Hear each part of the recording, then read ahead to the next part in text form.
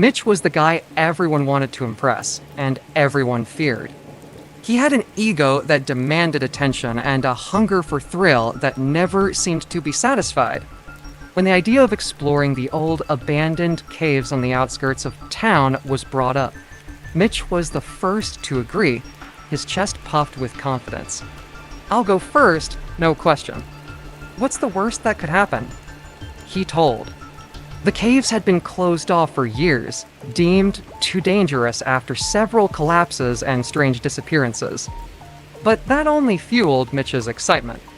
The town had long moved on, but the legend of the caves remained a system so deep and dark that once you entered, you might never come back out. Mitch didn't believe in legends. He believed in conquering fears.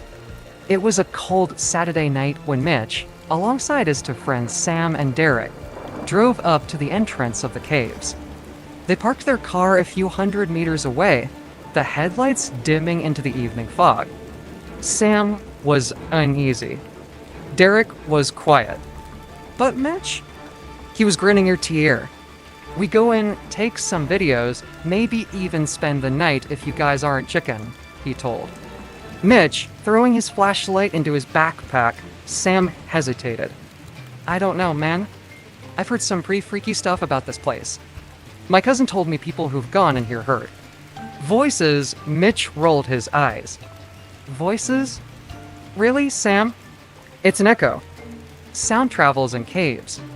It's science, not ghosts," he told. They entered the cave, Mitch in the lead, Sam nervously following behind, and Derek bringing up the rear. The air was thick and damp, and the walls glistened with moisture, reflecting the dim light from their flashlights.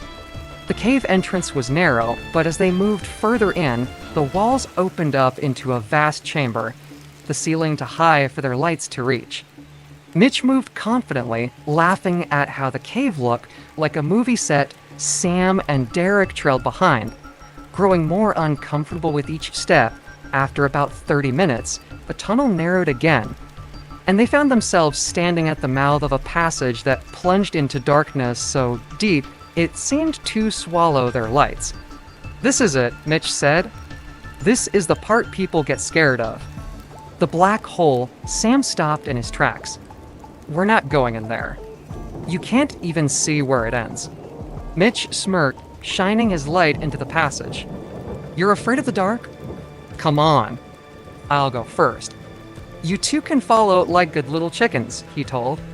And without another word, Mitch ducked into the narrow passage and disappeared into the blackness. The tunnel was tight, and Mitch had to crouch as he made his way deeper. The further he went, the quieter it got. His footsteps seemed to vanish, swallowed by the thick air around him. But it didn't bother him. He was Mitch. Nothing scared him, but then something changed.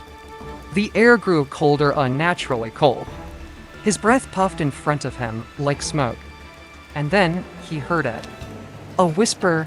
"Mitch!" He stopped, the hair on the back of his neck standing up. He shone his light around, expecting to see Sam or Derek behind him. But the tunnel was empty. Mitch, this time, it was louder, closer. Mitch's heart began to race. He whipped his flashlight around again, trying to find the source of the voice, but there was nothing. Just cold, damp stone.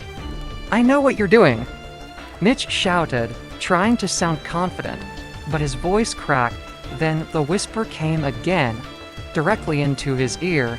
Mitch bolted. He didn't care about his ego anymore. He didn't care about being the brave one. He just wanted out.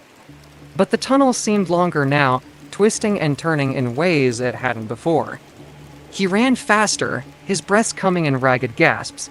But no matter how far he went, the exit didn't come. The walls of the cave seemed to close in on him, and the whispers grew louder, now a cacophony of voices, all calling his name. Finally, he saw the faint light of the chamber ahead. Relief washed over him as he sprinted towards it, desperate to escape. But as he reached the end of the tunnel, his foot caught on something. He stumbled forward, crashing to the ground. He scrambled to his feet, shining his light down to see what had tripped him. And that's when he saw it, a rope, but there was no reason for a rope to be there. His mind raced. Where had it come from? He looked closer, and his heart stopped. It wasn't a rope at all. It was a hand. A cold, pale hand reaching out from the darkness. Fingers curled around his ankle, Mitch screamed, pulling his leg free and running towards the exit. But as he reached the chamber, he realized the cave had changed. The walls were no longer familiar, the exit no longer visible. And then everything went black.